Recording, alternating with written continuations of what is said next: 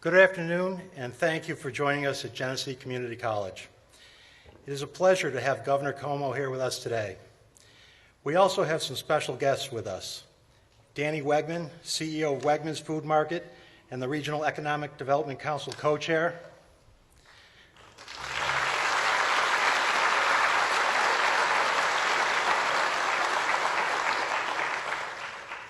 Mary Pat Hancock, chair of the Genesee County Legislature.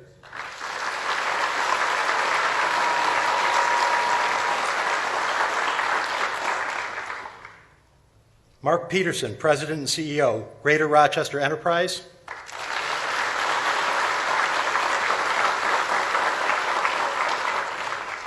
Sandra A. Parker, President and CEO of Rochester Business Alliance.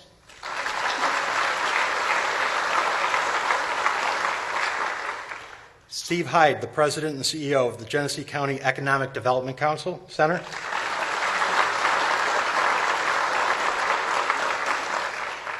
And several members of our Genesee Community College Board of Trustees.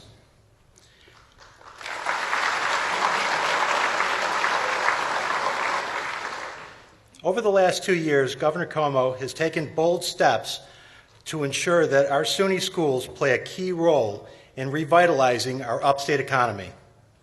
That is why he created the New York SUNY 2020 grants and made sure that academics from all fields were asked to participate in the Regional Economic Development Councils. He knows that our SUNY system is one of the jewels of this state, and that by working with our New York businesses, we can help train our young people for the jobs of tomorrow. In his 2013 State of the State address, the governor expanded his economic agenda to focus on innovation with a plan that revolves around SUNY and puts our world-class universities at the center of the state's economic development strategy. Building on the success of the Regional Economic Development Councils and New York SUNY 2020 initiatives, the governor created new innovation hotspots and launched a $50 million state-run venture capital fund to help bring to market the technological innovations born at our SUNYs. It has truly been an honor to work side by side with Governor Cuomo and his team, and I thank him for his dedication to ensuring that our higher education institutions continue to be the best in the nation. It is now my pleasure to introduce Lieutenant Governor Robert Duffy.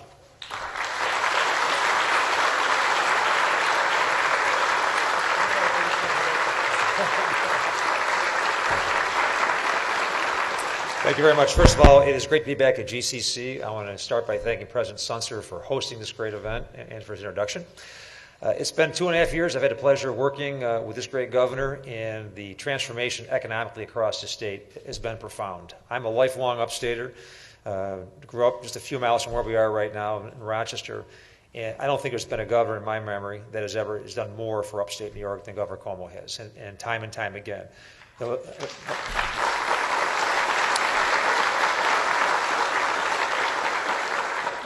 One of the most ingenious changes that he brought was the regional council concept. And what the governor had learned early on during his time as Secretary of HUD was focusing on regions and regional economies.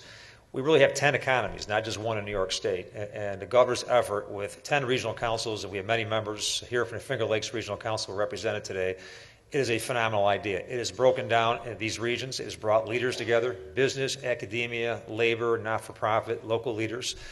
And aside from all the projects that have been put forth so far, I think one of the greatest legacies the governor will have with this whole effort is the relationships that he has created by getting all these folks at the table, working together, working as a team to improve the economy. And it's an extraordinary accomplishment in his 2.5 years. And there's been many things that he's done. I could rattle off. I'm not going to take time to do that. But I have not seen a change like this. And the Tax-Free New York, which the governor is going to describe today, it is a program that I think is ingenious in its nature. It is so doable on the campuses that we have. He'll explain the program itself. It's going to be a magnet for places like Batavia and Genesee County and Rochester and others on these campuses. It's going to draw businesses. It's going to be, to me, a great recruiter to bring people here. And for all the economic development professionals who are here today, it is a great adjunct to have that. The incentives that he's put together in his program and taking advantage as he has with higher ed, because higher ed really is one of the biggest economic drivers in the state. It is a home run, as I was telling the governor, everywhere I go around the state. It's not just what people say publicly, it's what they say privately supporting this, because it is a great program. We're going to see the results, which I'm very, very confident from what I've seen so far is going to bear great fruit around New York State, but specifically in upstate, where this economy has lagged behind for far too long, and this governor has committed himself from day one to change it. This is just one more example of that change. You'll hear about that in a few minutes. It gives me great pleasure to introduce our next speaker, who not only is co-chair of our regional council, but he is an extraordinary business leader in Rochester. Danny Wegman leads Wegmans Food Markets, and I've been in a lot of food markets in my life. There's only one Wegmans, and I take great pains in my travels going back and forth to Albany, stopping at exit 37 is my easternmost Wegmans, the Stop and Shop. But he is an extraordinary business leader. He has given so much of his time and effort to this program with the regional councils, just really giving his time.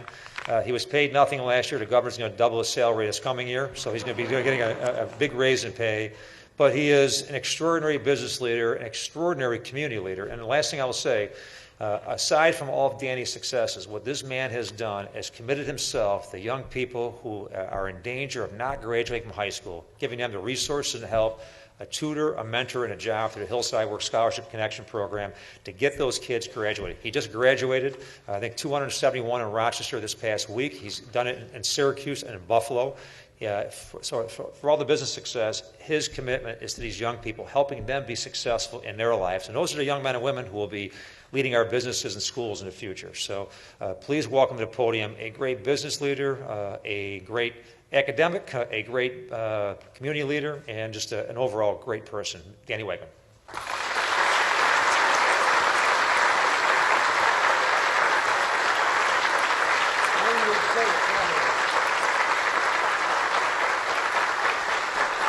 Thank you, Bob. Good afternoon. First of all, I'd like to welcome Governor Cuomo back to the Finger Lakes region. Now, Bob took most of my speech, but I'm going to say it anyway because it's from the role of the chairman of the Regional Economic Council. And it was 2 years ago that the governor set up the Regional Economic Councils. And he challenged us to think like regions of a state, one state, not as individual communities. He included mayors, county executives, legislatures, business people, educators, and many others. And he challenged us to grow jobs, grow the economy, and improve the quality of life. In essence, he said, stop complaining. What would you do? It's your region. The response was overwhelming. We gained consensus on strategies and projects. We said, let's develop agriculture in Genesee County.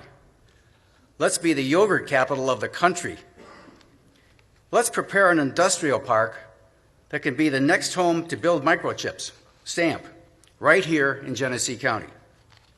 We have additional priorities, like developing the Eastman Business Park, which has tremendous potential. But right now, there are 14 work groups with over 250 participants working on projects, all volunteers. And why do I tell you these things? Well, in the morning paper, I saw a group complaining that there was little oversight of the New York State Economic Development Funds. This couldn't be farther from the truth. There are 10 regional economic development councils looking over these funds. We will make sure that they are used wisely. The governor has listened to us, worked with us, and is now giving us what we need to grow our businesses, create jobs, and keep jobs in New York State. I thank the governor for his continued partnership and leadership. I am now pleased to introduce the governor of the great state of New York, Andrew Cuomo. Thank you very much. Thank you. Thank you very much. Thank you very much. Thank you very much. Good afternoon to all of you. It's a pleasure to be at GCC today. First to Danny Wegman. Whenever I think of Danny Wegman, I remember something my grandfather said. My father's father was a great old Italian soul. And he said, when you're judging a person, you have to look at how smart they are. He said it in Italian, but you have to look at how smart they are, but you have to look at how good they are, their head and their heart, their character and their mind. Danny Wegman, a beautiful business success story, really magnificent. It's a business genius, but gives back to the community, cares about the community, chairman of the REDC, what he does with children in this state. Give him a round of applause, Danny Wegman.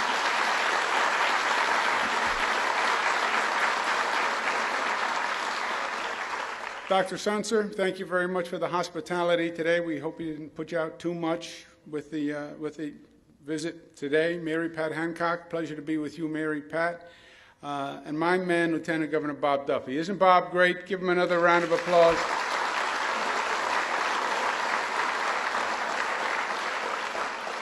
I'll tell you one of the things I feel good about today. When I first talked to Bob about being Lieutenant Governor, he was mayor of Rochester. And he said, you know, this is where I grew up, and this is the part of the state I love, and really, I'd like to serve this part of the state, and I'm really comfortable here. And I said, well, look, you come with me to Albany, you can do more for your region from Albany than you can as mayor of Rochester. And we talked about that for a little while, and I believe that was the tipping point for Bob when he said he would leave the mayoralty and come be lieutenant governor. And a day like today, I get to look at Bob and say, I told you so, I was right. You are doing more for your region from Albany than from Rochester. Bob Duffy, give him a round of applause again.